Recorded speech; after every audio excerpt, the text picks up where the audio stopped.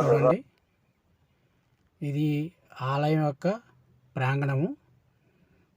గతంలో ఈ ఆలయం చుట్టూరే మరి ఈ యొక్క వెంకన్న స్వామికి 7 ప్రదక్షిణలు అయితే నిర్వహించడం జరిగేది.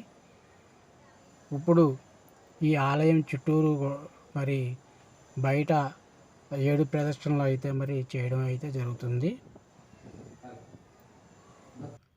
ఆలయ దర్శనం చేసుకొని మరి మనం బయటికి రాగానే ఆలయం పైన ఈ యొక్క గోపురం మీద విమాన వెంకటేశ్వర స్వామిని కూడా మనం దర్శించుకున్నట్టయితే మన కోరిన కోరికలు అన్నీ కూడా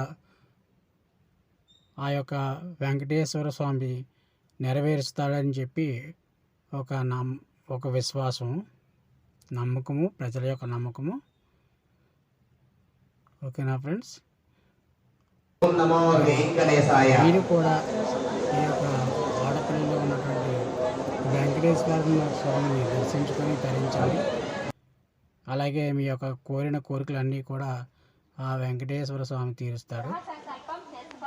ఓకేనా ఫ్రెండ్స్, మరి నా యొక్క ఛానల్ నచ్చినట్లయితే లైక్ చేయండి, అలాగే సబ్స్క్రైబ్ చేసుకోండి. మరి ముఖ్యంగా బెల్ ఐకాన్ ఆన్లో పెట్టుకున్నట్లయితే ఇటువంటి మరిన్ని వీడియోలు మీ ముందుకు తీసుకురావడానికి నేను చాలా ప్రయత్నం చేస్తాను. ఉంటాను. బాయ్, జై హింద్.